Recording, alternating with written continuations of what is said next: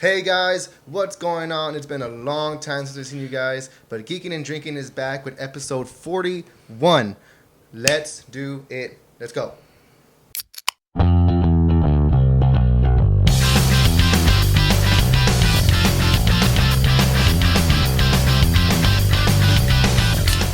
Oh, and that sound can only mean one thing.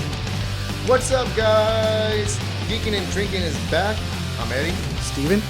And it's been a little while since we've been on camera,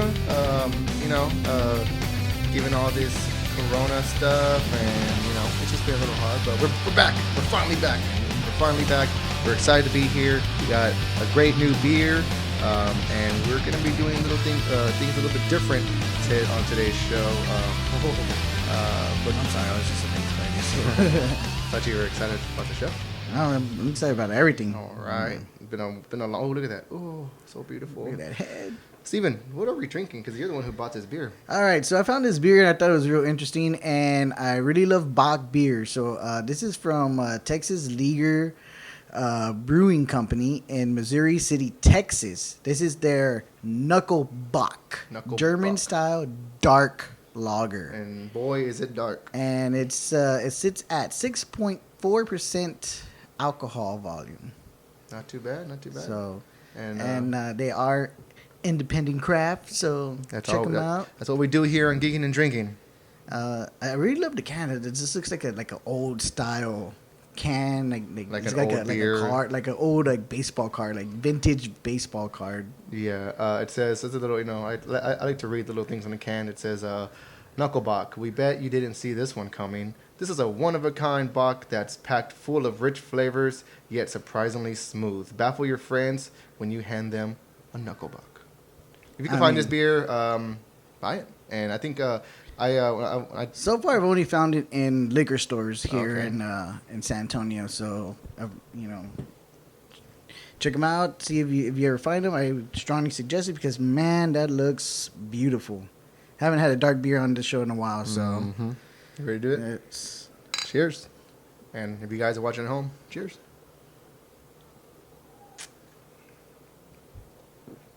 Oh, yeah. Definitely good. Real flavorful, real full. Full of flavor. Smooth?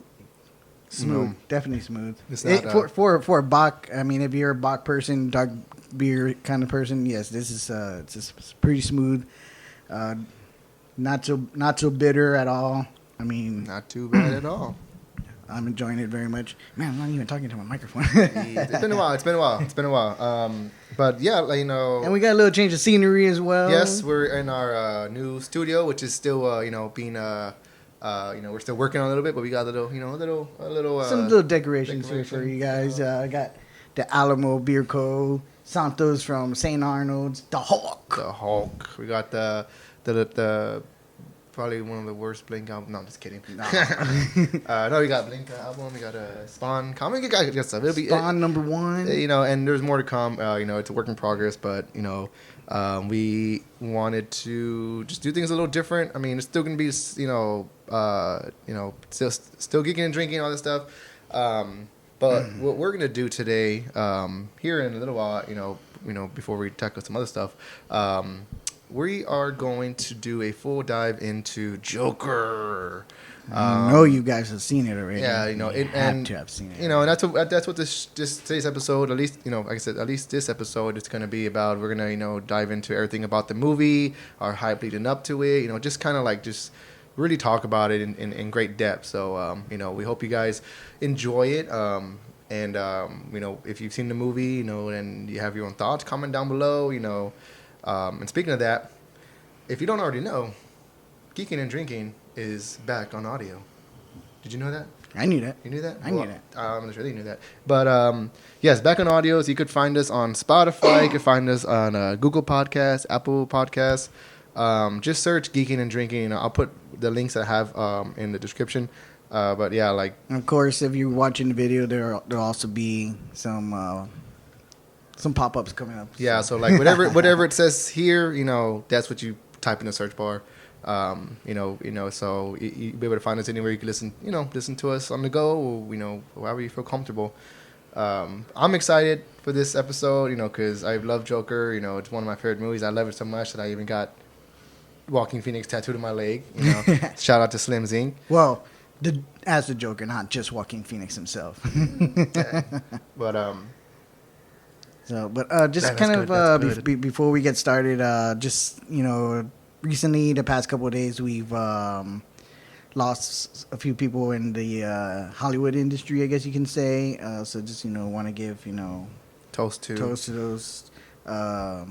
Fred Willard, he was best known for his roles in Anchorman, Modern Family. He did a lot of stuff. He came out in one episode. He played Seth Green's dad in the that show. Like he's come out in a lot of stuff, and you always like recognize his voice. He's always like he steals the room. Always looked like a super nice guy, low tone voice. But, and then there was also Lynn Shelton, who passed away. She was a writer, producer, director. She directed a few episodes of the new show, Little Fires Everywhere. That's on Hulu. She recorded. She also directed some episodes of Glow, which is on Netflix. Great show. And she was also a real big support of independent films as well. So Also, rest in peace to Jerry Stiller, right? Yes, Jerry Stiller. Jerry Stiller. Ben Stiller's dad. Ben Stiller's dad, and it's funny too that I just watched Heartbreak Kid, and he plays his dad in the movie, and it would Ben Stiller, and his dad plays his dad, and he's just so like he's funny. Like in the movie, he tells the girl, "Yeah, he's a cutie. He's a cutie." But yeah, I mean, rest in peace. Toast to those that recently passed. So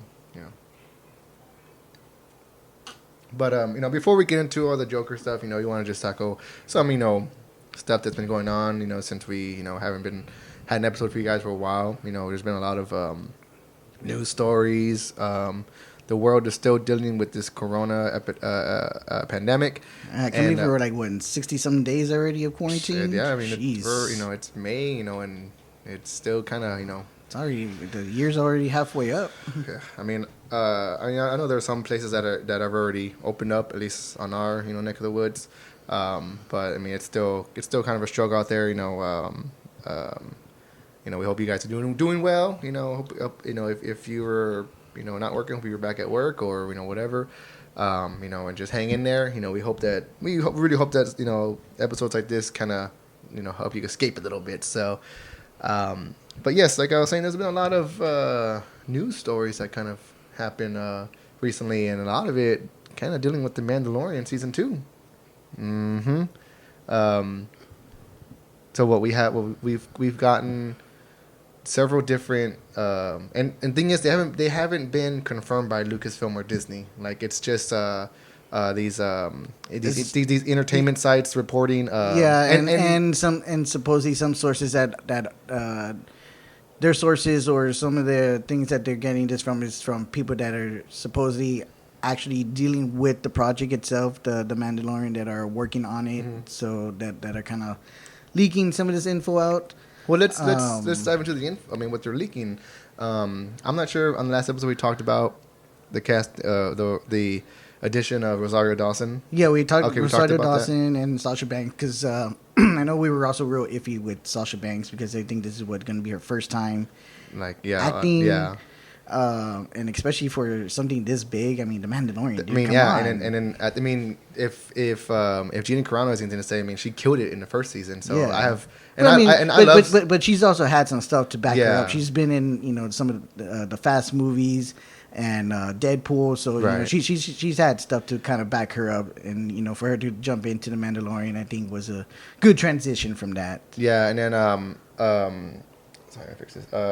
I know there's been rumors. It hasn't. Nothing's been confirmed. Like it's all just kind of like not speculation, but it's just put out there, and nothing's actually been confirmed.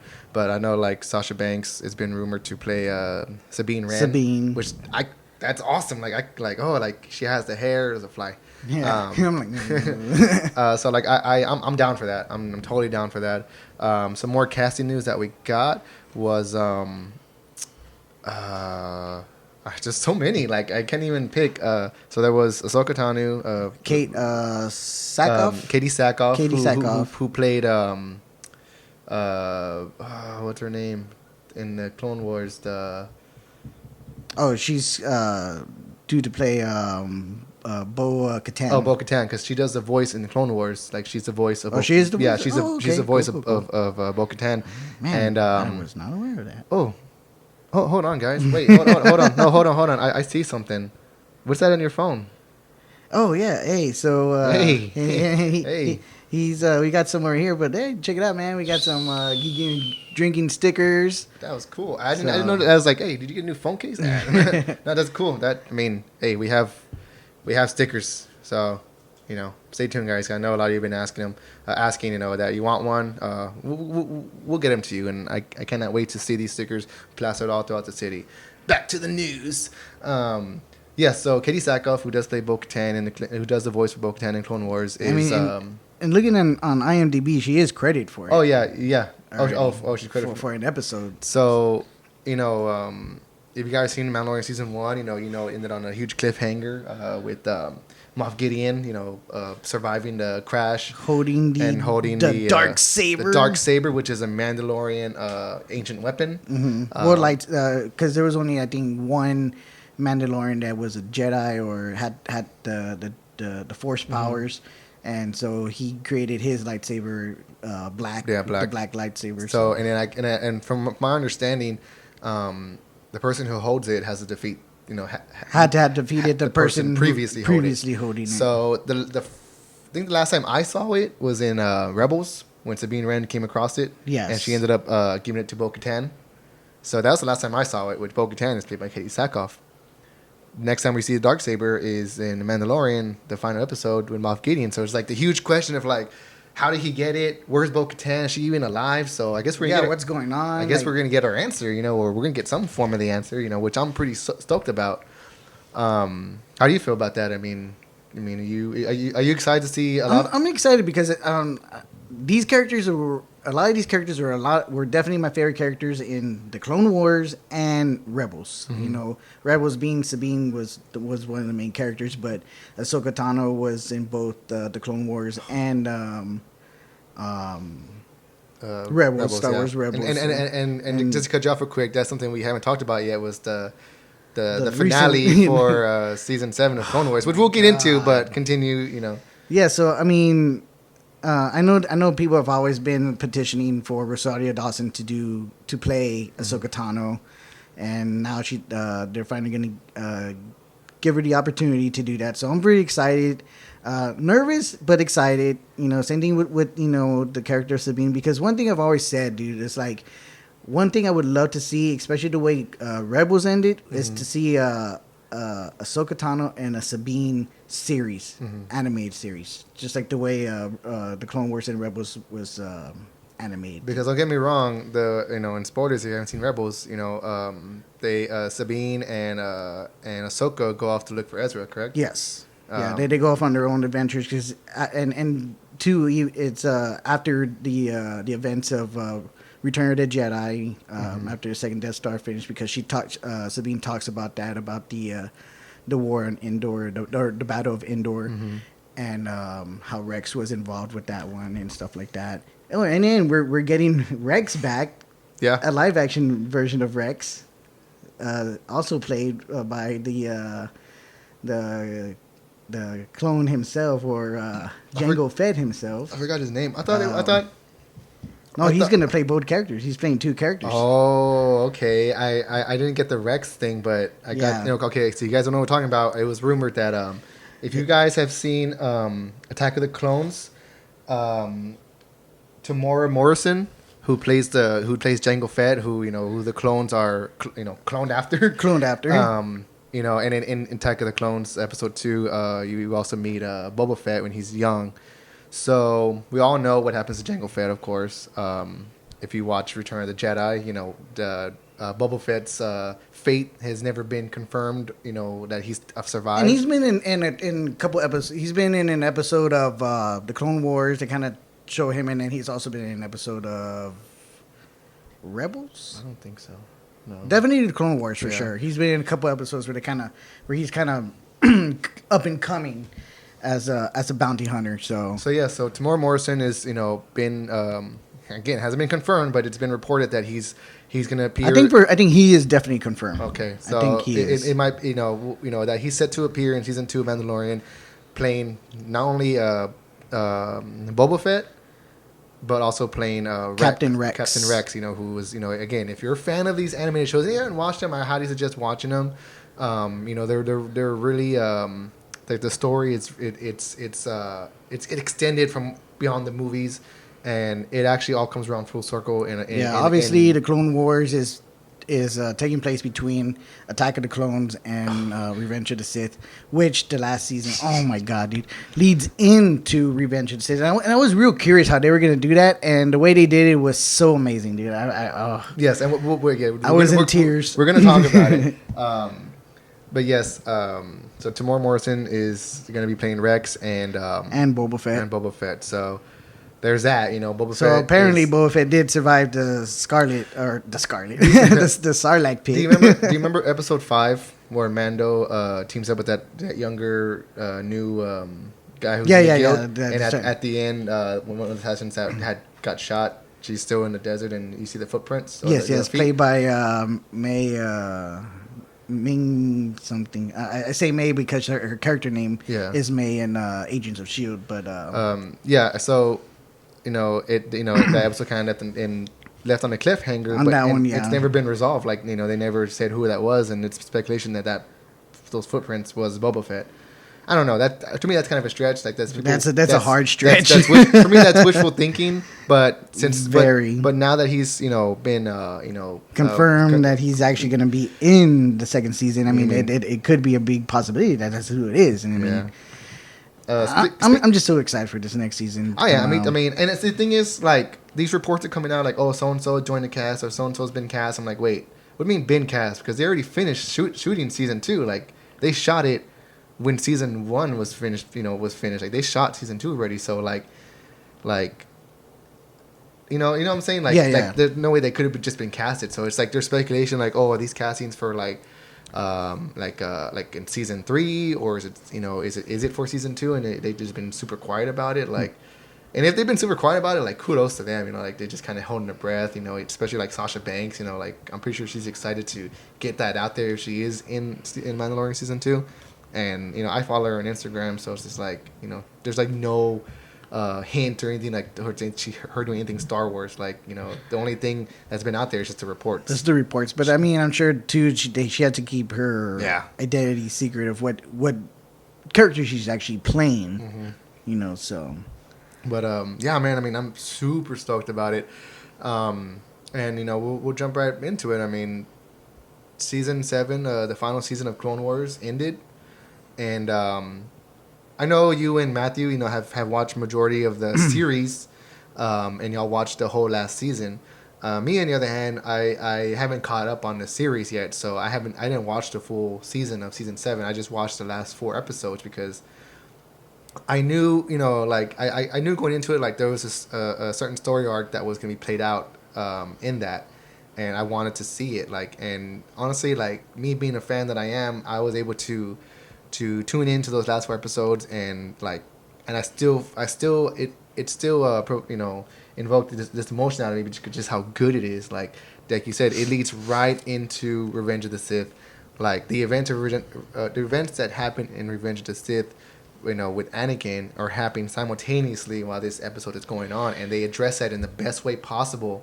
And it's just like, and then that was awesome. And then because you see, I've always wondered, since Darth Maul's alive, what was he doing when this happened? And he knew, he sensed something was happening. It's just amazing. I loved it.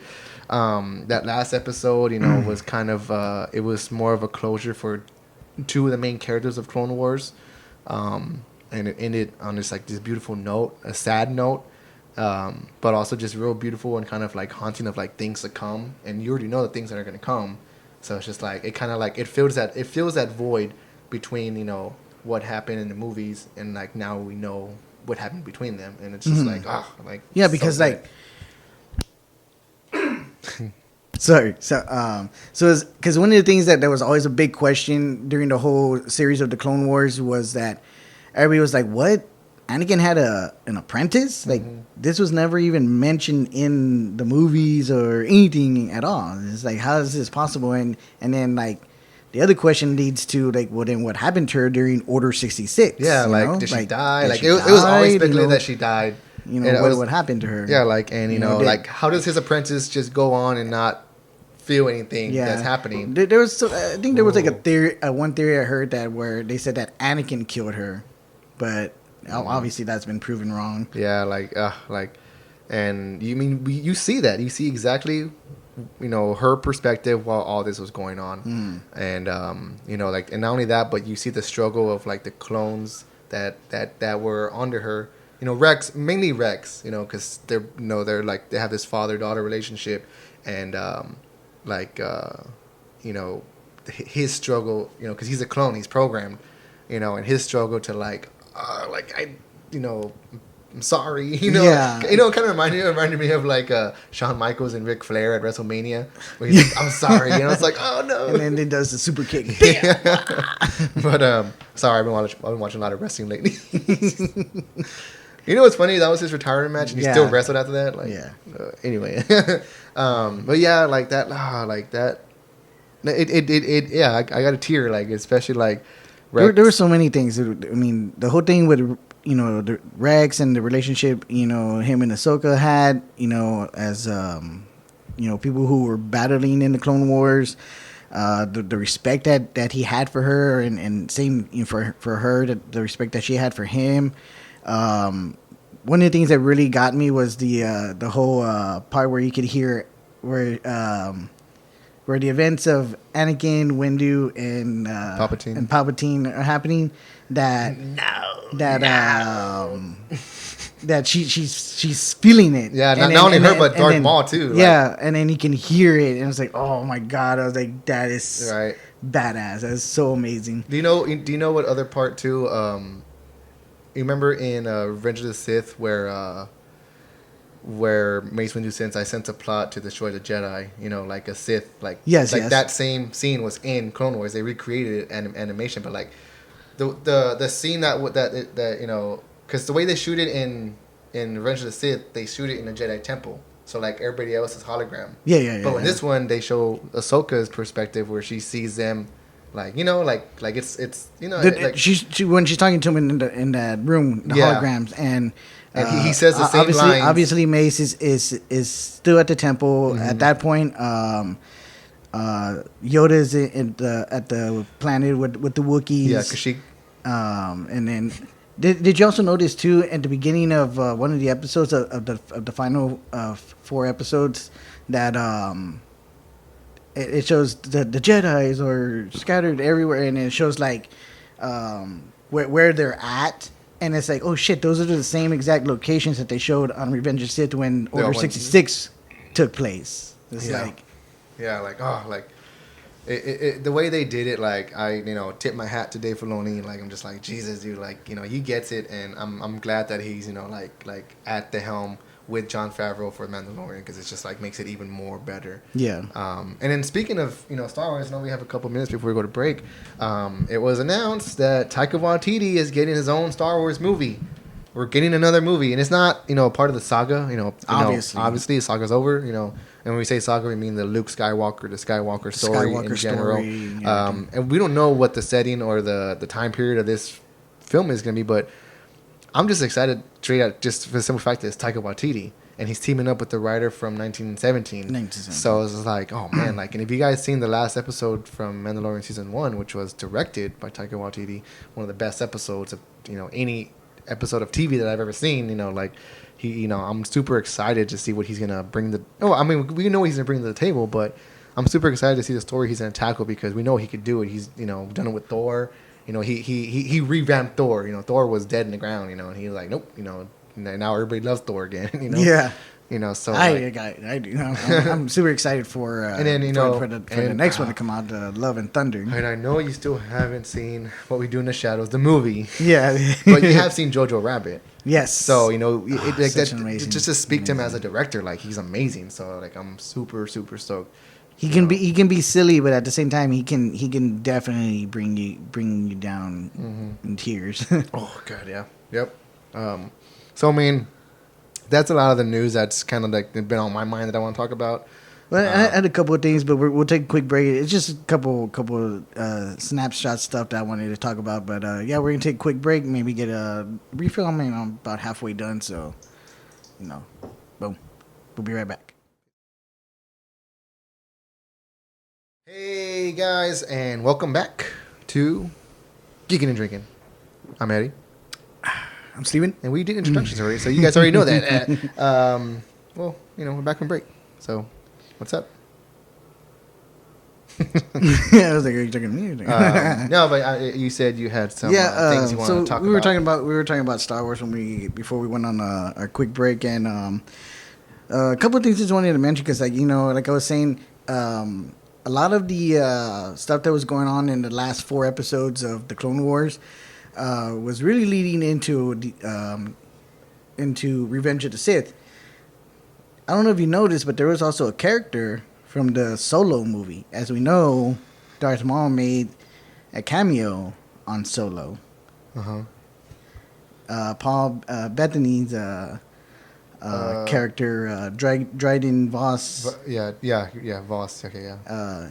He was in there. And I don't know if you noticed. He was a quick appearance. Yeah, when he was talking to the holograms. When the Mandalorian's like, is he talking to the bosses or? Because he was a syndicate leader. Yeah. Oh. I say something like that. Like I like that. Like I like attention to detail like that because during Solo, he was a leader of the syndicate. The crime syndicate. So like, that's so cool. That's so cool. So just that was one of the things I wanted to mention. What else I was gonna say?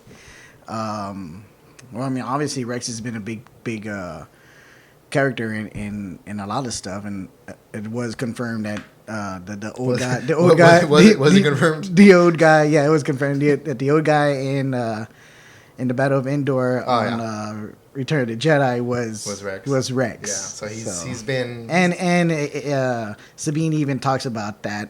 Him being involved in that battle in the last episode of Rebels. So. He's been around for, they haven't really showed him for the new trilogy, but So the other thing I was going to say is another character or another actor that that was reported on IMDb to join the cast of season 2 of The Mandalorian is Timothy Oliphant? Yeah. Oliphant? Oliphant. The way people say it is like Timothy Oliphant. Okay, Timothy Oliphant. He has, looking at his IMDb page, he has been credited as a character in The Mandalorian. It didn't say what his character was, but it has been credited. Rosario Dawson has been credited for an episode of Mandalorian as Ahsoka Tano. That's what I'm saying. Like they've already shot it. So but Sasha Banks has still not been credited for an episode. So I'm wondering if they're really trying to keep it a secret. I wouldn't see why they want to keep that one a secret. I would think they want to keep more of like Rosario Dawson or what's the other guy? I forgot his name. Morrison. His character because Jango Fett. Yeah, those are big characters. So it's just like, but I don't know. Even for Katie Sackhoff, I would thought that would be a surprise thing too. So yeah. So either way, I really hope she's in it. If she's not, I'm still gonna be excited about this next season. So yeah, I think that's pretty cool. I just thought that was real cool. That I didn't catch that. Man, I'm gonna go back and watch them. Just like oh, there it is. I like Solo. I'm telling you, it's entertaining. It's not terrible, but it's not great. Yeah, it's just entertaining. It has its parts. It's just entertaining. It has its parts. Just like like when he gets his name and all that shit. Like some of that was stupid, but nah, bro. You know, I don't believe that. But again, I always said I thought it was entertaining for what it was, especially with a lot of especially it being completely reshot, you know, rewritten and everything, different director. The reason I like it is because it's the same reason why I didn't mind Dark Phoenix. Again, not a good movie, but I wasn't. But I enjoyed it because I the way I looked at it was like, this is like one of those fun episodes of a series that I like. Okay, the ending of Dark Phoenix was terrible, but I think the whole thing was just terrible. Anyway, I don't know. I still can't decide if Dark Phoenix was worse or bad than Apocalypse. I thought you were gonna say Last Stand. I'm like, no, Last Stand is the worst. Well, okay, among those, yes, but with the Juggernaut, bitch. with the newer ones, I'm the Juggernaut, bitch. Yeah, I remember that. That was.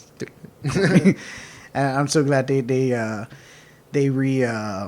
justified Juggernaut in Deadpool 2. Oh, I know. That was cool. Juggernaut, X-Men 3. He's just so excited to meet him. I've always had a dream of you coming at me with those murderous eyes, reflection in your helmet, but just not right now. Yeah, totally butchered the line, but you know, whatever. So yeah, I mean, I just thought, you know, a lot of the stuff that went on in the last 4 episodes of the Clone Wars was just amazing. The way they ended was perfect. Maybe not perfect, but I mean, it was good. It was satisfying for me. Mm-hmm. I really, you know, as me being a big fan of it, it was just so satisfying for me. I enjoyed it.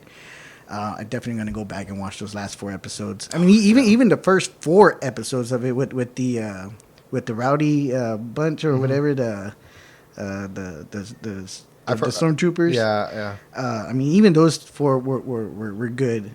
In between that, it was a little. It slowed down, but then, you know, obviously you get into those last 4 episodes and it just, you know, kicks in a high gear. Amazing, just amazing.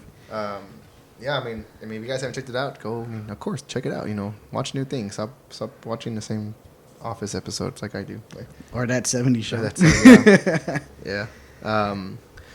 All right, guys. Well, we reached the part of the show where we are going to do a deep dive into a movie that I really loved and a movie that Steven, you know, really loved, I hope. Enjoyed. Yeah, he enjoyed it. And that's going to be...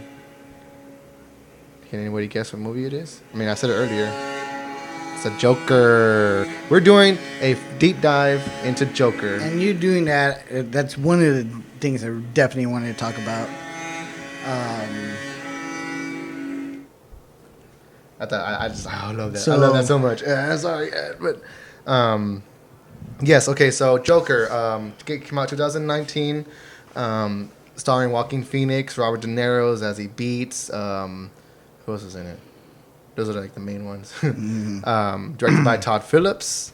I always forget the actor that plays Thomas Wayne, because I always want to say Alec Baldwin, because he was originally cast for it.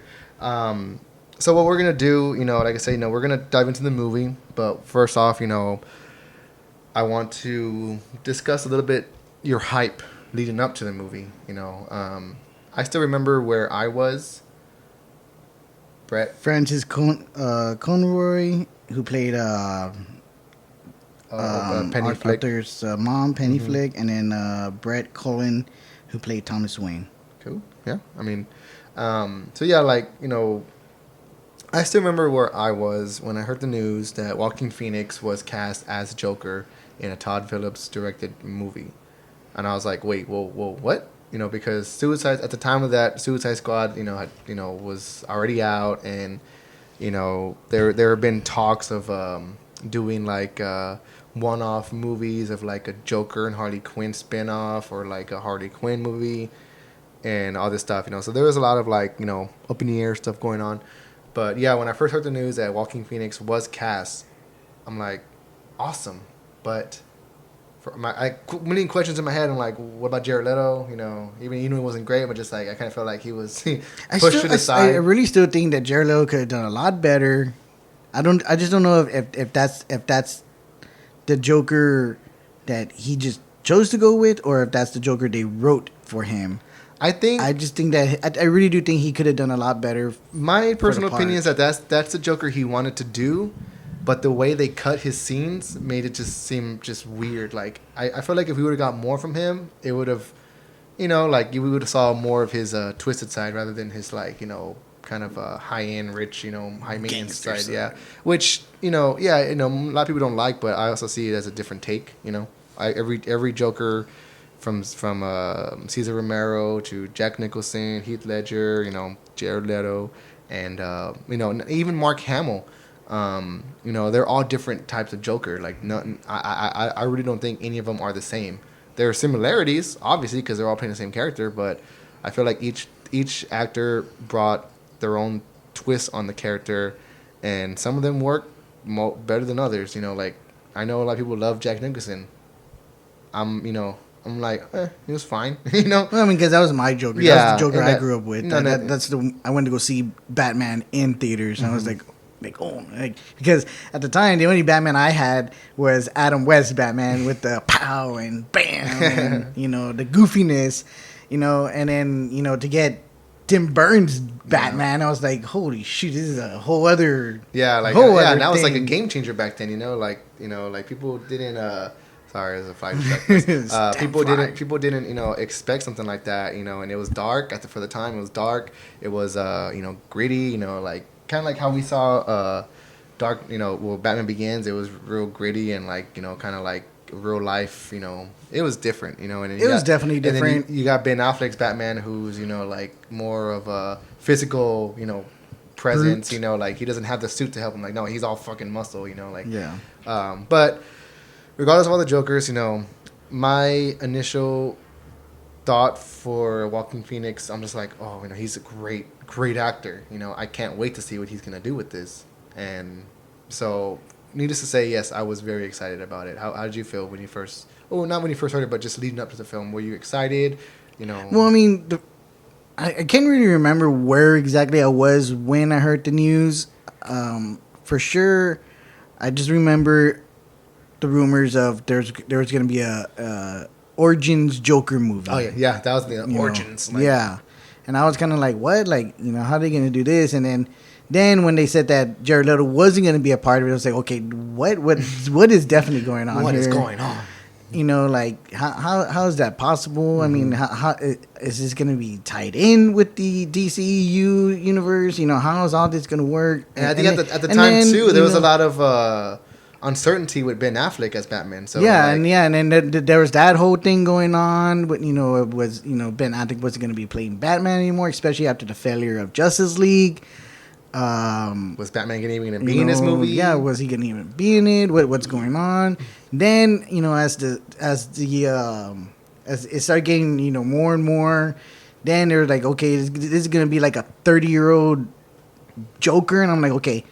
And Batman, and then they announced, okay, there will be a cameo of Bruce Wayne, but he's going to be a kid. I was just like, whoa. From what I remember, there was casting of Bruce Wayne. Not Bruce Wayne. Thomas Wayne, I'm sorry. Thomas Wayne. There was casting, at the time, it was Alec Baldwin as Thomas Wayne. So everyone was like, he's in, he's a shoo-in, he's doing it. I kind of wish we would have seen it. He's excited, and then all of a sudden we got the, he's not doing it. Yeah. And there was a lot of, cast and crew, rumors. Like, I remember people were like, oh, well, Martin Scorsese is attached to this. And we're like, what? And then Robert De Niro got cast, and they were like, oh, wait, what? What? This is... especially if it were Robert De Niro to be in it and Martin Scorsese, because they've done a lot of projects together. I was like, okay, that's everyone was like, okay, that's going to be a definite. And everyone like, and then people started putting two and two together, what if this is a Martin Scorsese film, and he's done Taxi, he's done what's the other one, King of Comedy, so both starring Robert De Niro and both similar, kind of what Joker-esque kind of characters, like a madman's a man's descent into madness is what those movies are. And so that right off the back, I'm like, oh, that's awesome. I like that. I'm really, really intrigued to see what they're gonna do. So then the other thing I was gonna say was that when we got the actual first trailer because the first thing we got was a teaser of the screen test. Yeah, I've seen Joaquin Phoenix, without the makeup, and then all of a sudden he got the makeup on. Yeah. Then when we got the official trailer, we see where he's doing this smile on a kid, and that's when everyone's like, "Oh, that's Bruce Wayne." Bruce Wayne. Yeah. That's when I was kind of like, "Okay, what the hell is going on here? How is this gonna work?" I mean, this is taking place in the '80s, first of all. Then the Joaquin Phoenix character Arthur Fleck was in his 30s, and you have Bruce Wayne still as a kid. It's like, okay, how is that gonna work? Because when Bruce Wayne gets older, let's say they're 10 years apart, that's gonna, Joker's already going to be in his 40s. And he's supposed to be like his number one villain. Yeah, and Bruce Wayne's going to be in his 20s. It's like, okay, so like, how's that going to work? Like, for me, that was just confusing. I mean, as the movie as a whole is amazing. It's great. The story itself is awesome. For me to say if this was like a comic book movie, I always tell myself that no, this is not a comic book movie. Well, okay, yeah. I mean, because I remember I know it's based on characters from a comic book, but also like going back, kind of branch off of that. Like, it was Todd Phillips came out and said like, oh, this Joker is not based off of any storyline previously, written. It's its own thing. It doesn't connect to nothing. It's my own version of this person's story of how although there were some similarities. Yes, and that's what I was going to say. Some like, stuff. Of course, there's similarities to Origins of the Red Hood and Origins, with Killing Joke, because he was and The Dark Knight Returns. Yes, like part two, because there's struggling comedian, goes on a talk show, but the only thing with this one is that he wasn't married, he didn't lose his wife and child in a fire, he lived with his mom, and it turned out to be more of the character itself turned out to be more of a mentally ill, individual who struggling in society, trying to get by, and just being pushed to the limit, and eventually descending into madness, which it's really gloomy. When you talk about it, you're like, oh man, I don't want to watch that. That seems sad. And honestly, the first time I saw this movie, that's the feeling I got from it. I'm like, this is not that it's a bad thing of saying that. I'm like, this is a bummer of a movie. Mm-hmm. Like, and not in a bad way. I'm really not saying that in a bad way. Like, even like the one thing that stood out to me the most, and we'll dive into it a little more, is the music. When initially when I walked out of the theater the first time I watched it, I'm like, man, that music really set the tone of the movie. That it was gloomy. It was you had this sense of dread. You had this like just kind of that's what the music provoked, and that's what the movie kind of was. He's not the hero of the story. He's the villain. The things he does are pretty bad. He has his reasons for doing them, but that doesn't justify the fact that the things that he's done and the actions he provoked from other individuals. Mm-hmm. I really loved the movie the first time I saw it. When I got out, I loved it.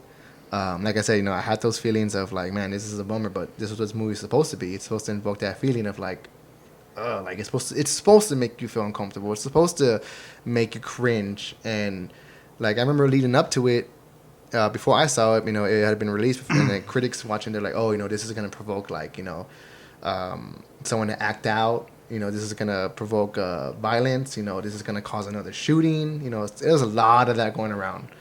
And there was a lot of people saying like, no, like movies, that whole argument, movies don't know this.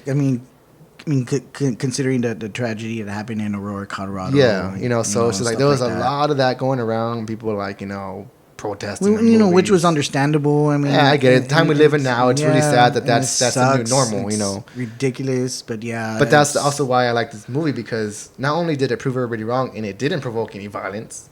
It told a story of somebody that you probably look on the street and wouldn't think twice about it, and that's what he says in the movie, and that's, for me, one of the things that stood out the most was the line where he says, "If it was me lying on the floor, you walk right past me." Like, just like, wow, like he's really like bothered, and he's all like, because I mean, the way they were portraying the three guys that he shot and killed in the subway, they were portraying them like, oh, they were these great workers. They worked in Wayne Enterprises, and blah, they blah, were blah. they but were they were assholes, dude. They were jerks. Yeah, and then they were harassing that lady on the train, and then they started harassing him because of his his condition. Yes, which again too, that I want to really go into that because the movie starts off. Okay, it starts off with him, in the clown makeup getting jumped, which is a good scene, Actually, it starts off with him getting ready and then he goes. Yes, okay, yeah. But after that, after the the title Joker appears on the screen, which just that in general, like, it's just big old Joker, like that. I love that. Right, the scene after that is just him laughing uncontrollable because he has his condition. I'm sorry. Again, guys, we are drinking Texas Leaguer, Knuckle Bock. I mean, I'm drinking it, and it's just so good, so delicious, so flavorful. I'm trying to calm down. Just want to throw that out there, I'm trying to calm down because I really have to pee right now. But yes, like, the first scene after the title, card comes up is him laughing, and that's when you get the extent of his condition because, like, he's laughing, and you can tell he just wants to stop to the point where he like starts choking on his own, like, like he can't control it, and that's.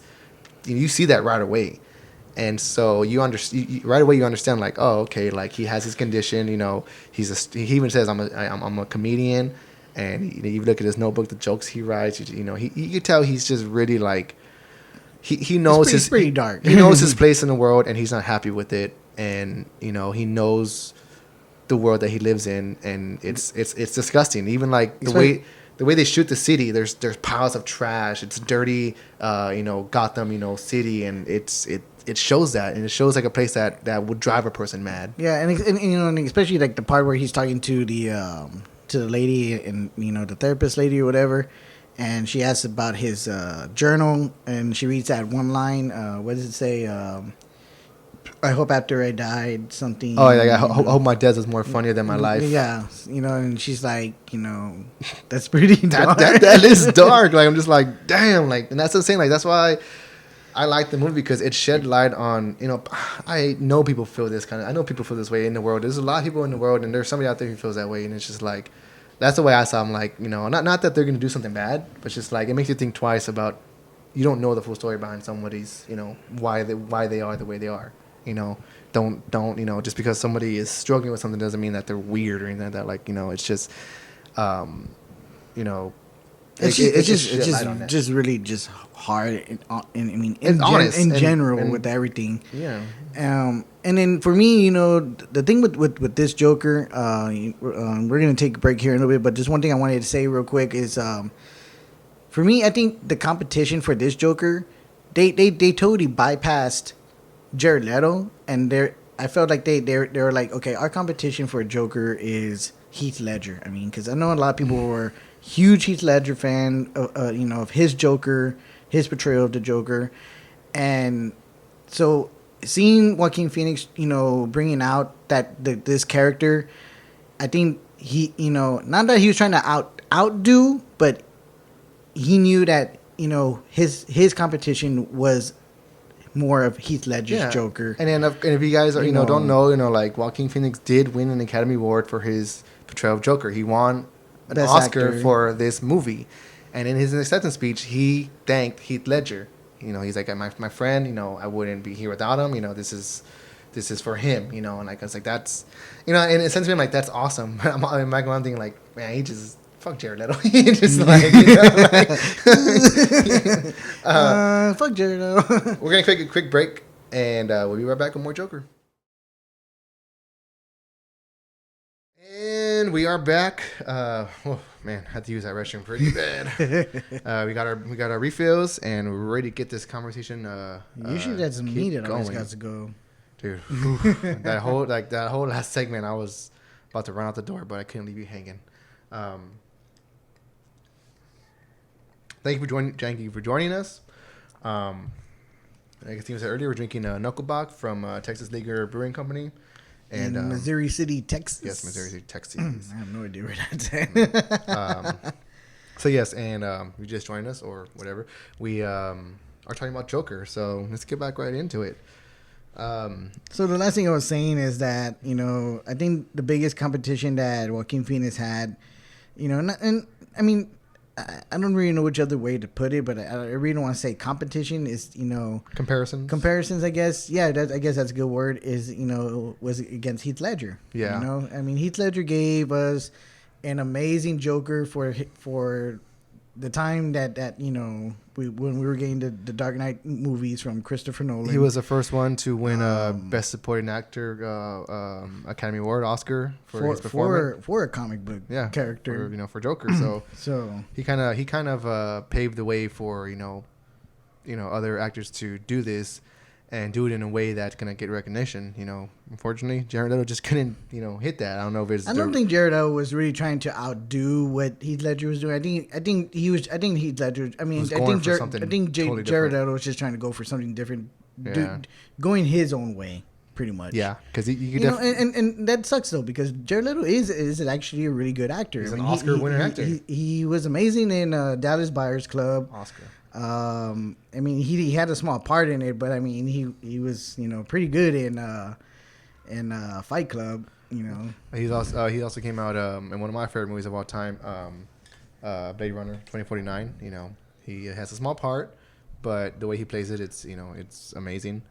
He's in one of my favorite all time indie movies. Well, I say indie movie, but because not many people know about it, but Highway with Jake Gyllenhaal and Selma Blair. Mm-hmm. That's a great movie. So. But yeah, I mean, so like you said, a lot of the comparisons for Joaquin Phoenix were with Heath Ledger. So, I don't know, like, I forgot what I was gonna say. Brain fart. Yeah, but yes, the events that take place in this movie, not only like just his descent into madness, but the result of all that, as far as like the ending of the film. And I'm sorry if you haven't seen the movie and you're watching this, you shouldn't be watching it. But for most of you guys, I'm pretty sure you've seen the movie. His actions on throughout the movie, as far as like killing Murray on live on air, that like that has the Dark Knight the Frank resembling somewhat. It's Frank Miller, right? Yes. Yeah, the Frank Miller's Dark Knight, it was very similar. Has a scene where he's in front of a live audience and he kills a doctor. He kills his doctor, not the host of the show. Well, eventually he does. Well, he gasses everything. No, but yeah, so it was very similar in that aspect. His not so much protest, but his reasoning for doing the things that he does, and his no regard for like any emotion. He's just like like nothing can hurt me anymore.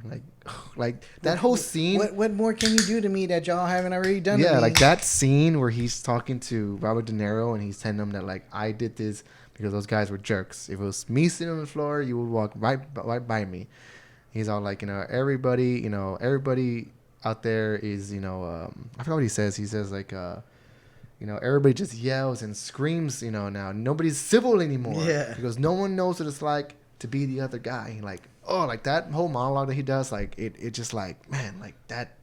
And you could see his dissent, like you could see his reasoning, but not to justify it, but it's just like you could see his reasoning of like why he's, the way he is. And see, this is okay, and this is where and I know maybe a lot of people would disagree with me, but this is where I come in and say that, okay, this is not, a comic book movie. And it's kind of hard to define, what exactly is a comic book movie? Because, The Mask is a comic book movie. Yeah, The Mask is based off of a comic book. Ghost World is based off of a comic book. Stuff like that. Things like that. And, but, the movies always portrayed everything differently than what the comic books are. Mm-hmm.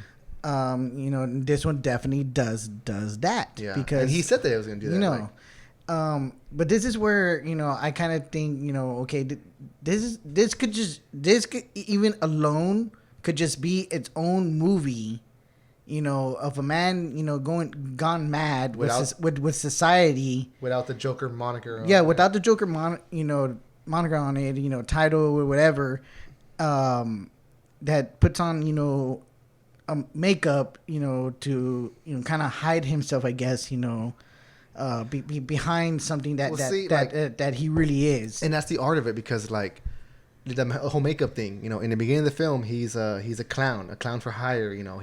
That's his way of making a living. When he's in that makeup, I don't know if you notice, every time he's in that makeup on film, he's different. Like he's smiling, he other stuff, and he's playing into the part. And that's what I'm also trying to say too, is because the other thing is his condition. Mm-hmm.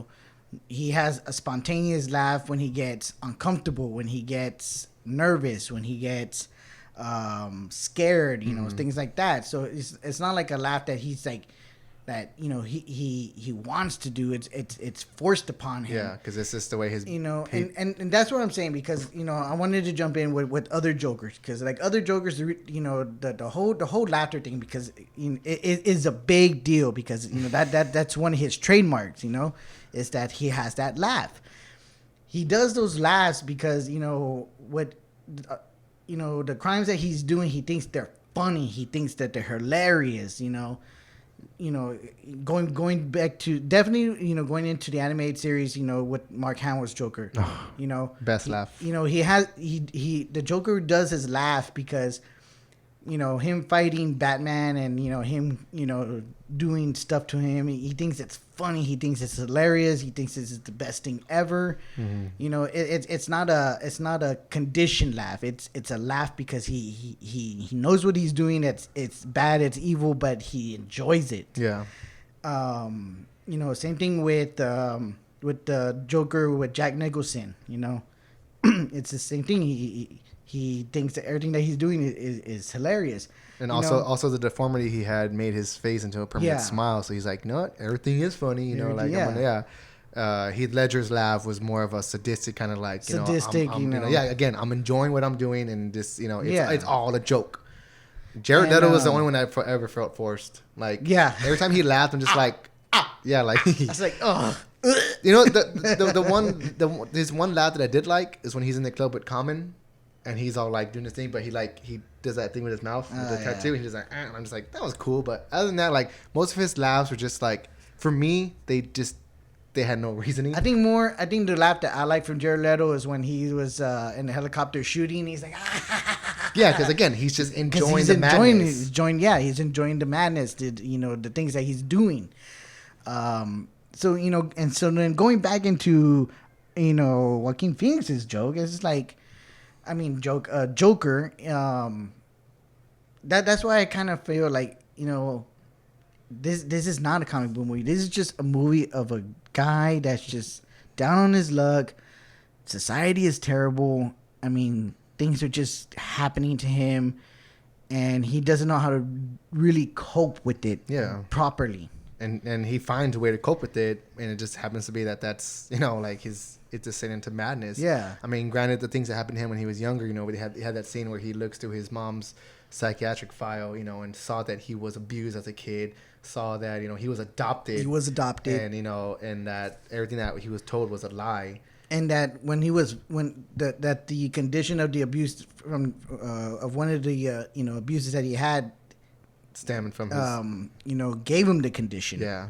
So like that part was heartbreaking. Like I remember watching that part, I'm like, man, that's sad. Like, and, but it quickly it not to turn gears, but it plays off of that really hard, because the next scene after that, he goes to see his mom, who's in the hospital, and he says that famous line, I used to think my life was a comedy. Oh no, I used to think my life was a tragedy, but now it's a comedy. And he's like killing his mom. Just like, damn, like, and then one of my favorite parts is when he's at home. Getting ready for the Murray Franklin show, and he's putting on the makeup.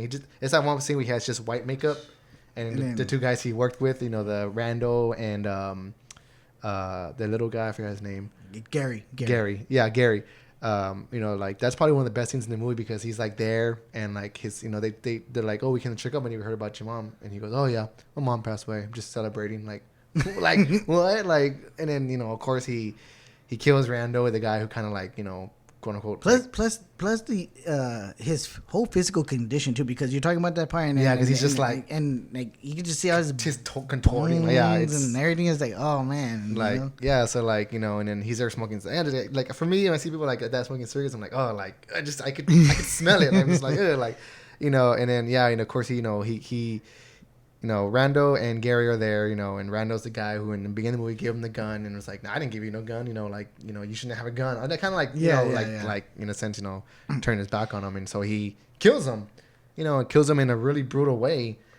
And my God. And then like you have the other guy Gary who's always been nice to him, he's like he's scared, he's like, "It's okay, Gary," and like he's just still freaking him out, just playing with them and like. Dude, I felt so bad for him because he locked the door and he couldn't reach it. And he has to ask him to open it. Like, God. And he's like, "Oh yeah, sure, open it." Like he's just like, And he doesn't give him a kiss on the forehead or something. Yeah, he kisses him on the forehead.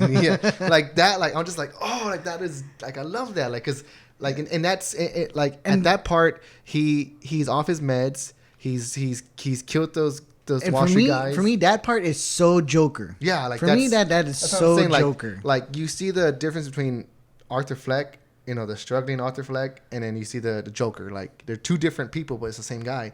He just has that confidence, or he just doesn't care. He just like, that's where the madness comes from, and that's like I don't know, like I think that's genius.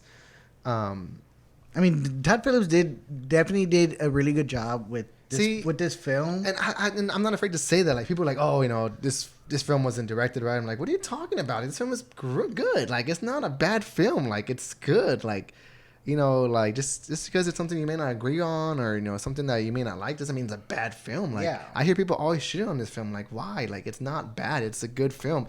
Just because it maybe made you feel uncomfortable or you don't like that, like that's what the movie's supposed to provoke out of you. Like that's what is supposed to happen. And if the movie did that, in my opinion, it's done its job. And then like I say, like I know earlier we started this, we played the bathroom dance scene, the music. Yeah. That the music in this movie is so gloomy and sad. And again, go ahead and finish, but then I have something I would say. Like but that's the tone of the movie, and right at the back, you get that sense, like you pick up on that tone, and it follows that same tone throughout the movie. The scene where he kills those three washer guys and he's scared was originally written as him trying to hide the gun, trying to flush it, and just panicking, but they're like, no, he wouldn't do that. Like, so they kind of rethought it.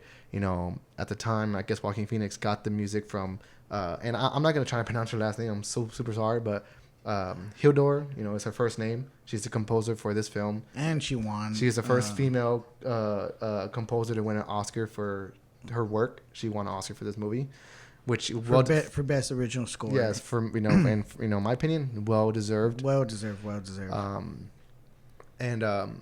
So Joaquin Phoenix had the score that she composed, played it.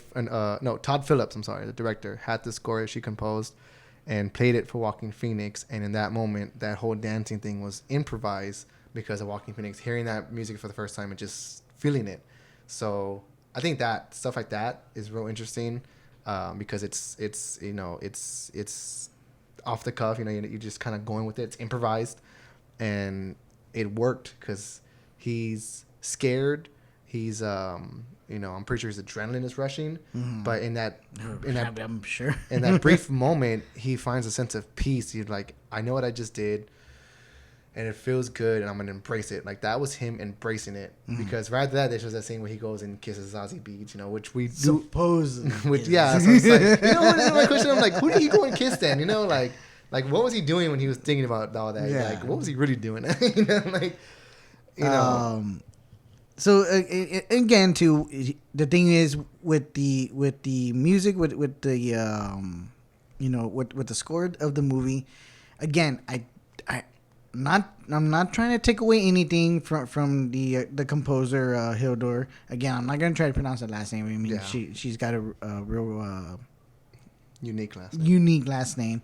And I always butcher names, so I'm not even gonna try. But the thing is, again, I feel there was a competitor for that too, because when I heard that score the cello, the cello in the restroom, it totally reminds me of Dark Knight when with Joker's Phoenix, because every time he came around, you always heard that. Yeah, and I think what Hans Zimmer did for that score was an electric guitar, and he played it like a cello, like no, well, maybe. You could be right a bit, but again, but still, it's still reminds me. I don't want to say similar because no, they're different. They are. They really are, but I just feel like because of the characters themselves, they were really trying to. I'm not trying to say outdo, but they were really trying to one up. Maybe one up, but make it their own. Yeah. Okay. Yeah. Make it their own. I see what you're saying because, and also with both scores from Hans Zimmer and Hildor, like you hear that, and right off the back, you know what it is. Like you hear that, it's just like okay, that's Joker, or you hear that, yeah, that's Dark Knight. Like same thing with like Dark Knight Rises, the Bane, blah blah blah, like that chanting thing, whatever. Like like I love that. Like I love when you hear, and I'm telling you, one day next episode, you know what I'm gonna do? I'm gonna make the game for you, and we're gonna play it. I'm gonna play you different scores, and you just have to guess what movie it's from. Oh, okay. And it's gonna be fun, trust me. Like, and it's something that I think you're gonna really enjoy. But oh, sorry. But yes, I totally see what you're saying. Like, and that's what I'm saying. Like, I like I that said, they totally bypassed Jared Leto, and it's like, okay, this is who we have to. Again, not really outdo, but this is who, we really need to compare ourselves to. Is this Joker? Yeah. Okay, so because they really ever since the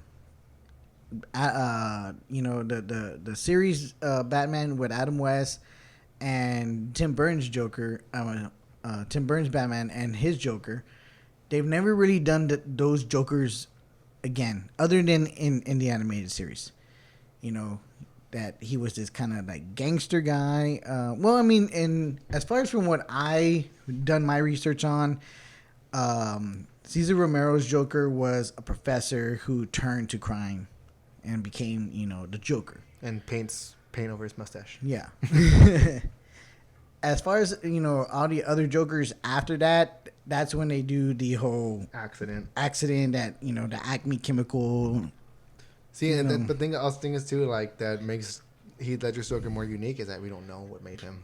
The only thing that there was a big theory of that I did do research was that he has PTSD from the war in Afghanistan. That he was a soldier and he just kind of went mad and because he has tactical skills. Yeah. He talks about a truck full of soldiers blowing up and no one giving a shit. Yeah, I mean that's always been one of the main theories for that particular Joker is that he's somebody who. But I love that it's mysterious that he just comes out of nowhere. Mm-hmm. Because he has different stories. He talks about soldiers, talks about his wife, talks about his dad. Yeah, like I'm just like damn, dude, like which one is true? Yeah, I really do like the wife story though. The one that he tells about his wife. She can't stand. She can't stand the scars. So. I can nothing. She just can't stand the scars.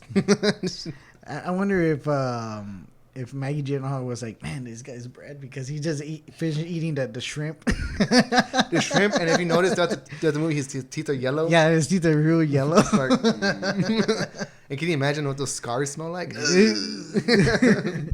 But so yes, going back to Joker the movie and more of like what happens with the plot. Throughout the movie, it's hinted that he has this relationship with Zazie Beetz' character, who's his neighbor. And again, sorry to interrupt you. That part reminds me a lot of Fight Club. Okay, yes, okay, and that's what I'm building up to. Because throughout the movie we see him that he seems to have this relationship with this girl because in the beginning he's on the elevator with her and she just plays around like like this kid's bothering me.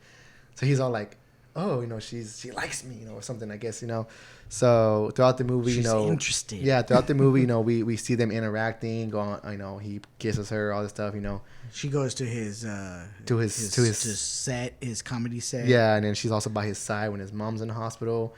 It isn't until when he finds out about his mother's past and after he kills his mom is when we find out that everything we thought was real with him and Zazie Beetz was actually all in his head.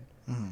Which, the first time I saw the movie, I did not catch. I was like, wait, what? And everybody's like, yeah, I know, like he was really by himself. I'm like, oh shit, like so I saw it again. I'm like, oh yeah, no shit, like I like that, but then I hate that. Yeah. And the only reason I hate it is because it pushed people to say like, oh, so if that's fake, well, what else is fake? Is the whole movie fake? Is everything that happened in this movie in his head? And I hate that. I think that's such a bad cop out. So it's such a cop out, and if that were to be true, that's such lazy writing. Yeah. You know, and that would just be a so lazy way to go. Yeah, I would not be down if that would have came out like, oh yeah, no, he was actually just everything. Yeah, the whole thing was in his head. Oh, dude, you just ruined the whole movie for me. Yeah, exactly. Like you just ruined the whole movie for me. Like it's just like give all the Oscars back. But yeah, like that's like I said, like I like that part because it shows that the severity of his mental illness. But it also opens up the question of like, okay, well, what else was fake? So I don't like that because the way the movie plays out and the way it ends, for me, ended so good and so it was so in line with that Joker character, that particular character. Like, oh, he's laughing. She goes, "What's so funny?" Oh, you wouldn't understand. Like, and they show that scene of which again we haven't delved into the money shot of the whole movie, which was, And I think we'll do that. We're gonna take one more quick break, and we're gonna get into the money shot, the conclusion of the Joker. Yes. So we'll be right back. And we are back. Whoa. Sorry, I never know how to go back into it, so let's just go right into it. Episode 41, Geekin and Drinkin. If you guys don't already know, you should already know because you've been watching this whole time. And we are drinking Knuckle Bock, which is a German-style dark lager from Texas Leaguer Brewing Company in Missouri City, Texas. So good. It's so really. It's good. It's going on really good. I mean, and again, like I'm a real big Bock fan. And, I know Alamo has a really good Bock that they come out with seasonal. It's a My Bock. Mm-hmm. And then if you actually go to their tap room, they have a double Bock that's super good. That I remember telling Ernest, dude, you could only have at least one or two, and he didn't believe me, and he went in and had three, and he was like, he's off. It's like if you jump into the next scene, he's like raving. Wasn't it called Village Idiot? Village Idiot. You know what I think about when I think about Ernest drinking that beer was the episode of Parks and Rec where they're all at the club drinking snake juice, and they all get all drunk and Ron's all he's just that's with the hat. And then you have Ben, he's all Baba Booey. So stupid, dude.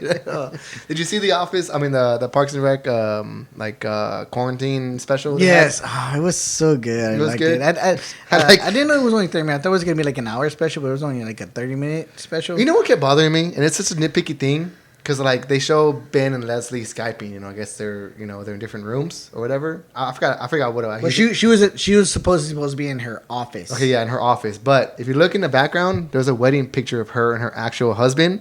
I'm like, that's not Ben. Like it's just there. I thought it was Ben. It doesn't look like. I don't know. I had to take a look at it again. The whole time, like, you couldn't move that picture. Like, god damn. Like, but I also like how they kept avoiding Jerry. Oh, who's gonna call Jerry next? Nope. Nope. And then they sang Little Sebastian, and even and Ben was still like, I don't get it. Sure, Ben. I love that. Yeah, it was good. I love that. What's his name? John Raphael. Yeah, John Raphael. But Dennis Feinstein. Yes. Dude, I was like, they brought like pretty much everybody back. I wish they would have brought back Mona Lisa. Yeah, it was so sad that they didn't have her. It would have been fun to at least like her and John Raphael. Dude, there's a shirt. Money, please. If you go on Instagram, like there's an ad for this shirt. It's a John Raphael shirt. With he's like howling at the moon or whatever. And how I was like, I'm gonna buy it, but it's like $30. I'm like, I don't want to spend that much on one shirt, but I want that shirt so bad. It's like the world. I can love it, dude. Okay, he was like one of my favorite characters.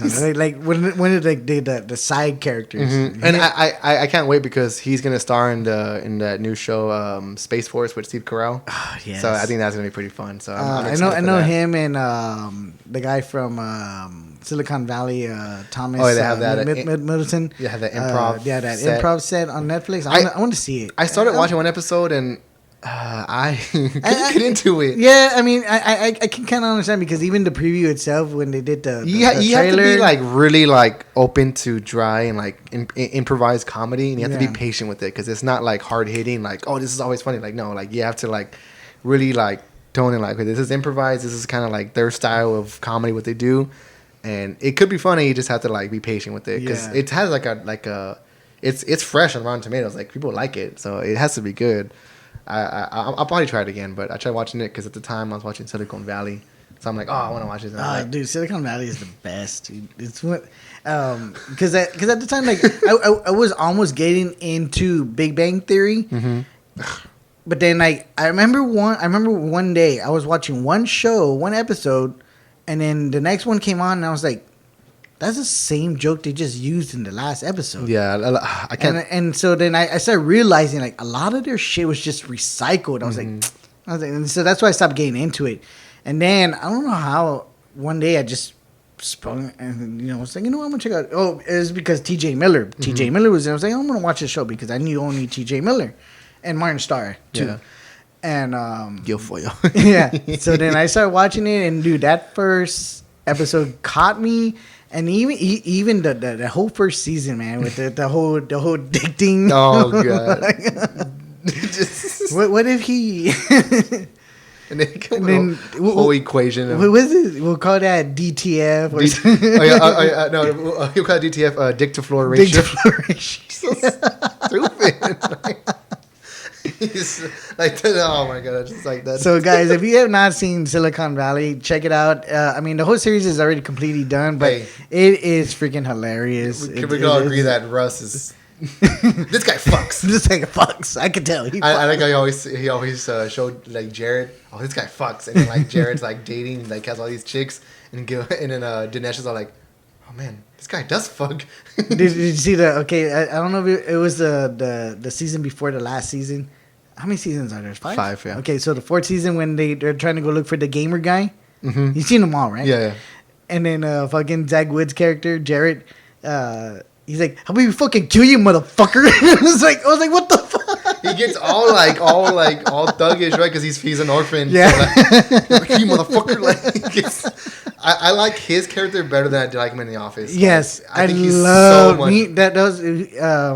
That was probably mine and my wife's favorite character. He was so adorable in that because he's just so random too. He goes when he's out like, would you do it? Would you do it? Would you do it? Yeah. The only time in The Office where I got like a glimpse of Jared, because in The Office he's named in The Office his name is what's his name? Ooh. It's such a simple name too. It's not Jared, because Jared's name is Silicon Valley. Don't look it up. I'm gonna look it up. You keep trying to guess. Aaron and Mike, Aaron and Andy, Aaron and Gabe. Because there's one episode where they're interviewing somebody. They're interviewing Andy, and Andy's talking about the sun, and Gabe's all like, "Stop talking about the sun! Stop talking about the sun!" Like, I was like, "That's so Jared." Like, when you're doing it, he's doing the interview. Yeah, the interviews for the management. Stop talking about the sun for the regional manager. He's just so pissed off. I fucking love that shit. Okay, we're getting a little bit off track, guys. Let's rewind a little bit. Let's go back to the Joker. Yes. Okay. Whew. Joker. I think last we were talking about. We're just talking about, the character in general, and his the whole thing of like, was the whole movie real or not? And then we also get into the money shot. After he kills Murray Franklin on air. You know, and you know one of the little things that I love about Joaquin Phoenix's portrayal of the character is you ever notice his legs are just shaking all the time? Like that's because it's something I do. Like I'm sitting there, I'm just like, you know, if I'm like anxious or something, like I'm just shaking my leg. So I saw that and like he shoots, you know, Murray Franklin, he's just there like, you know, shaking. Yeah, like because he's like, you know, am I gonna do this? Am I not gonna do this? Yeah, you know, what's like, gonna because wasn't it originally that he was gonna shoot himself? Yeah, because when he's in the apartment, he's rehearsing. He's all rehearsing. Like, when he hear a joke, you know, he's like, and like he throws it. Even then, he's like shaking, like, you know, he's like he's nervous, and that makes that character more human because you can just see like. He's something that everybody does. I mean, even when he stands up, he's kind of like he's just like doesn't know what to do. He's just like he even starts like trying to like dance. He's like no, he's just like I love that. Like I'm just like oh, I think that was one of the things I really loved about his portrayal of the Joker. That was so Joker was his little dances, especially when after the subway scene with the cops and they're being attacked. The mobs are and he's just like he's just like I love that dude that. After that scene where he kills the cops, there's that little dance, and he's walking out of the subway. I think that's probably one of that shot of him walking with a cigarette, and he's just like in slow motion. Oh yeah, that is my favorite shot of the whole movie. Like he just looks, his eyes just looks like he's just focused, like he's the Joker. Yeah, and he just doesn't give a shit no more. Because to me, that could also have been like if Batman was around, that like the crowd attacking Batman. Yeah. And him like, haha, I'm getting away. Yeah, like that simple stuff like that makes me love that movie, you know. And I really do love the last part when he's in a cop car and the cop car gets hit and they pull him out and he's like dancing, but then he's gets bleeding the blood and then he goes And unfortunately, that was the scene I got spoiled for me. Because before the movie came out, and that's one reason why I hate YouTube, because sometimes they don't like filter. Filter and because I watch a lot of Joker trailers, they're like, "Oh, Joker ending." I'm like, and like it plays the clip before you even click on it. So I just saw him doing this. I'm like, what the fuck? my sister-in-law ruined one of the parts for me. I was like, I didn't know that. But what's she ruined for you? The Murray part. Oh, where he kills him. Yeah. So, like, you know, but even then, even though I got that thing, you know, I got that smile spoiled for me, like. But it was so good. Actually seeing it played out in context was like, oh, man. But, like, again, I hate the excuse of, like, well, that's just on his head. Like, no, like, that's stupid because that's what makes that whole last scene so good is because there's chaos going around, there's riots, whatever.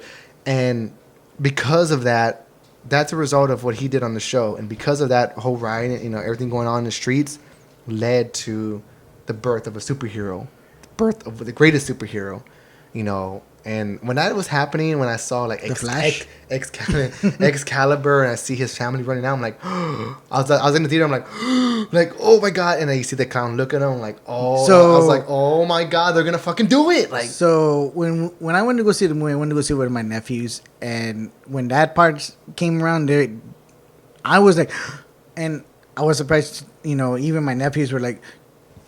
You're like, I was like, oh my god, like, and not only that, the simple fact that scene happened, that, you know, that clown goes and kills Bruce and Martha Wayne, but they even include the pearls. It's always that's the pearls. Always been it's the thing. Always it's the goddamn pearls. Like, yes, exactly. And like that, because even in Tim Burton's Batman, it was the pearls.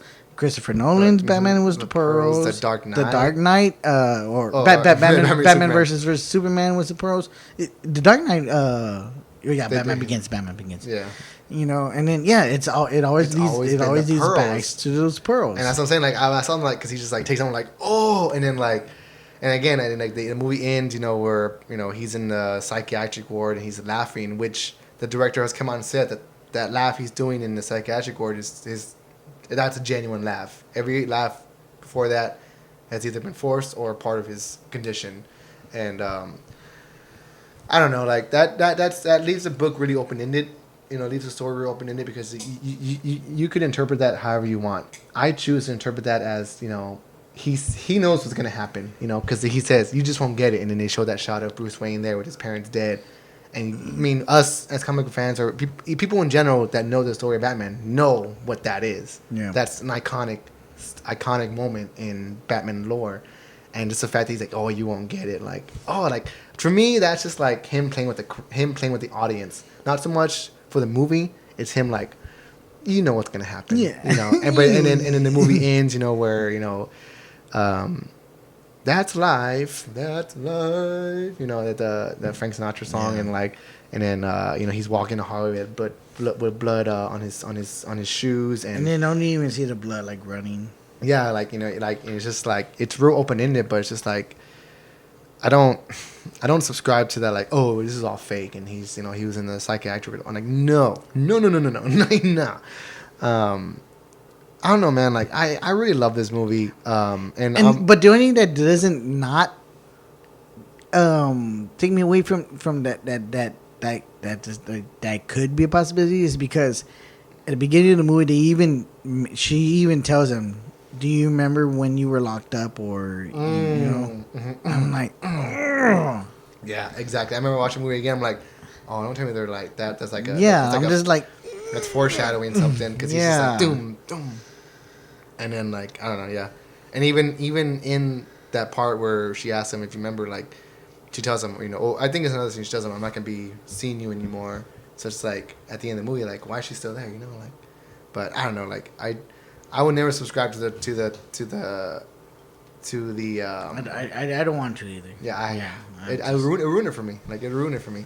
I think this movie is really good. It's well deserved of the Oscars that it won for Best Actor, and Best Original Score. It was so hard this year for the Best Director because there were so many good movies that came out.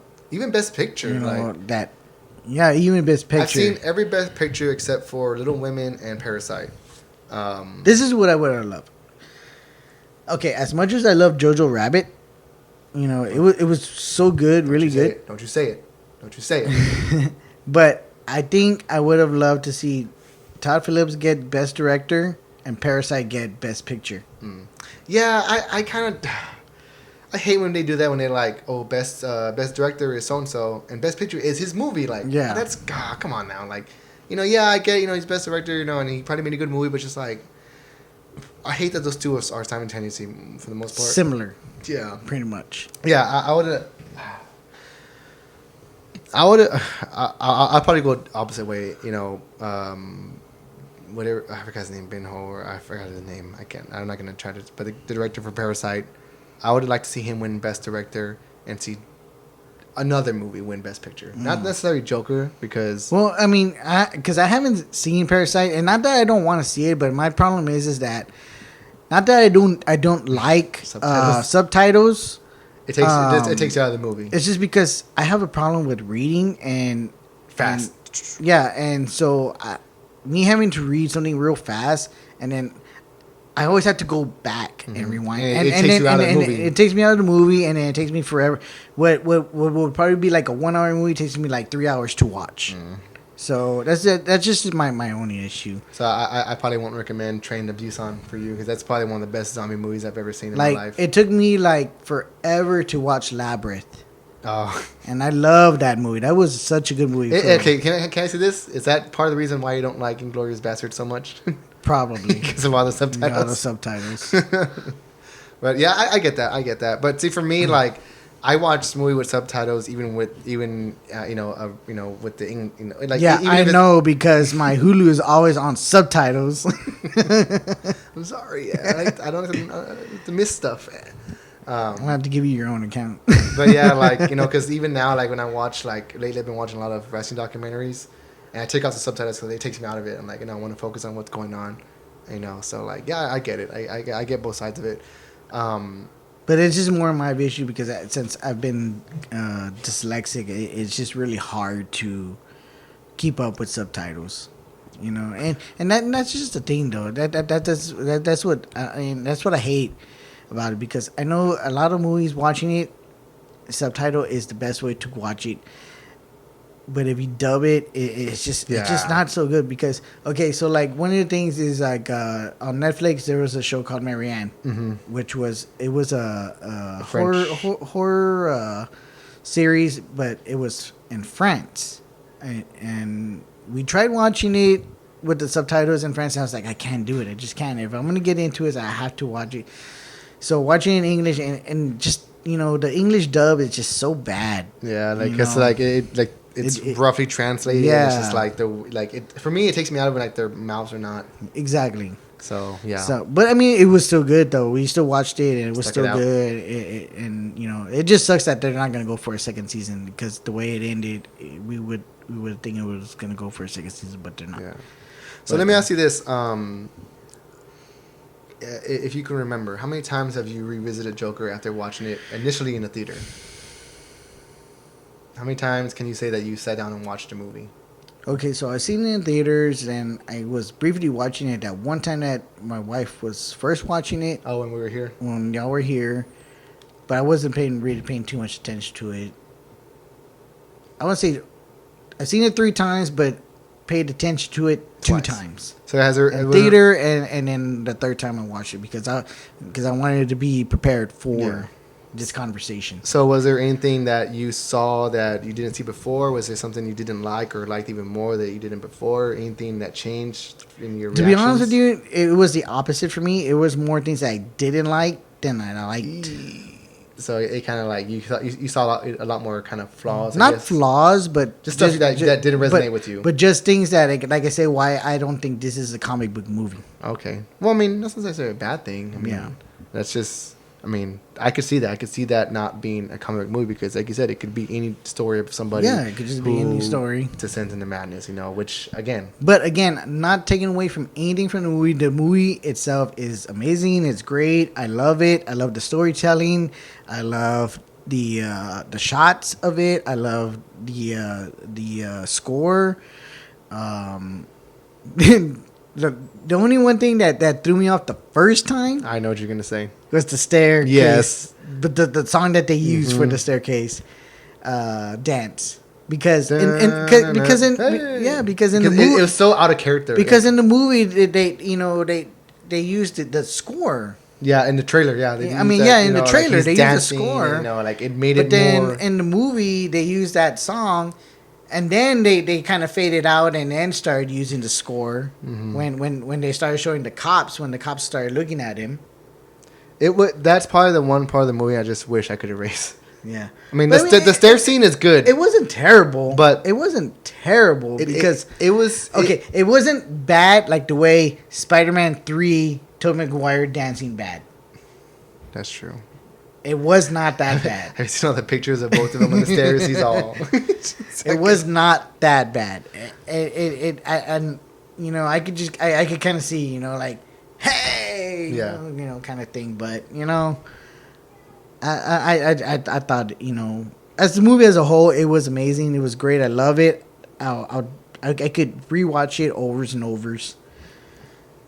But yeah, I mean, as a comic book movie for me, I just felt like it just wasn't. It for me, this could have been just any movie, with the same issues and stuff like that. Right. But do you think you would like it more if it was that, or do you like it more because it's Batman, or because it's connected to the Batman universe, and we get that little kind of snippet of? I kind of did like we did get the little snip, of the Batman universe. Okay, all right. I mean, so out of 5 stars, what would you give it? 5 stars or let's do a 5 because 6 weird. Give it like a 4.5. All right, I'm right there with you. 4.5. 4.5 out of 5 stars. Yeah, same thing with me. There are certain parts of the movie that just like I'm like whatever. And I say that because again, I could rewatch this movie overs and overs, no matter what. Just like for me that I even compared it to Fight Club. Yes. Because of the whole, is this real? Is this not real? Not real. And then the whole, because Edward Norton's character, had an imaginary friend. But it was him the whole time. Yeah, you know? but it was him the whole time. Genius.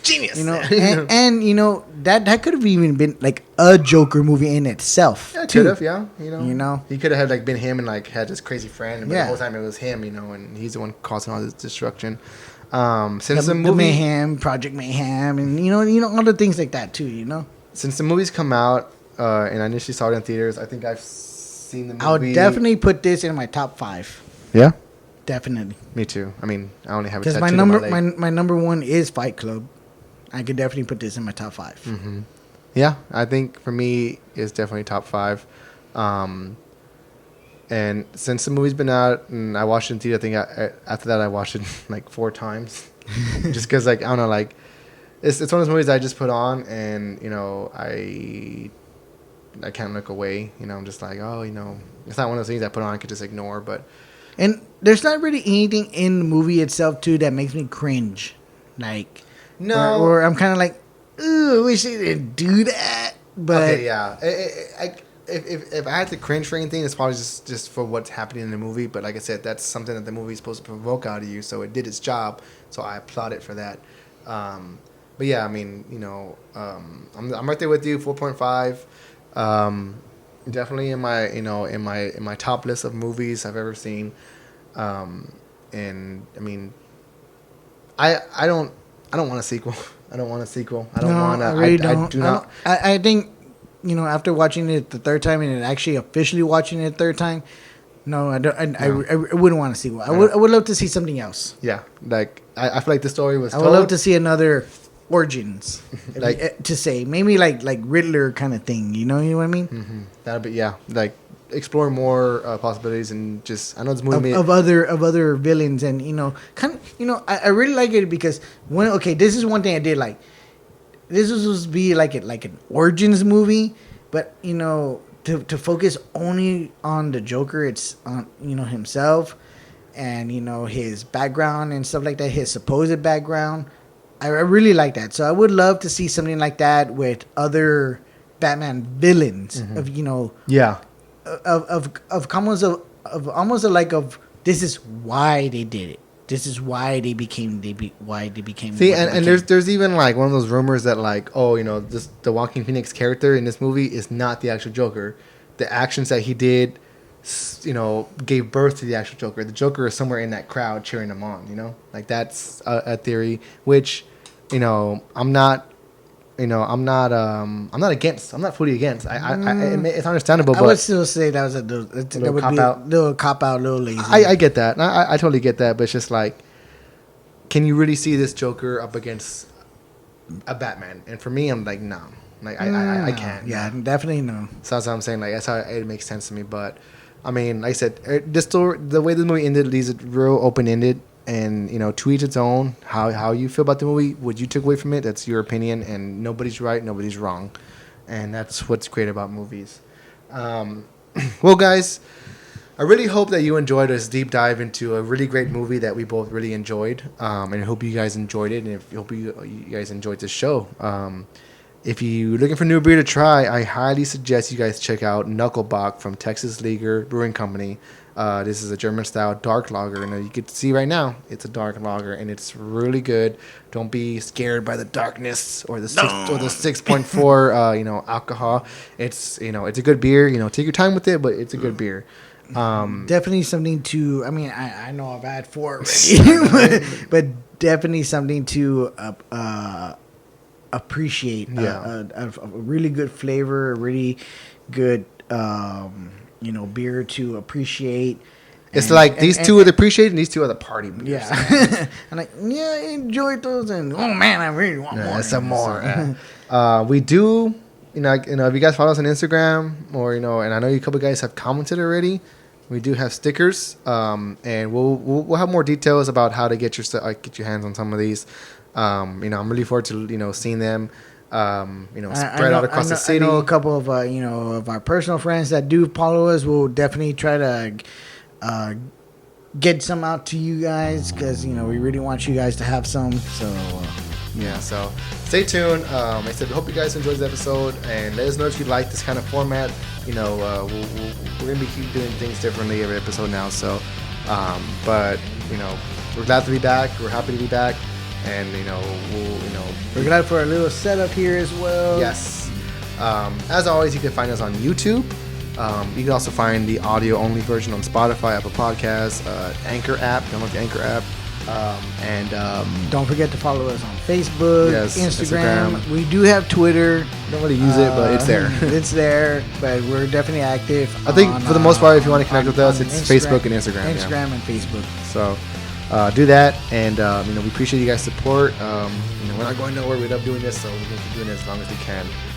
Until next time, I'm Eddie, Steven, and hope you guys enjoy.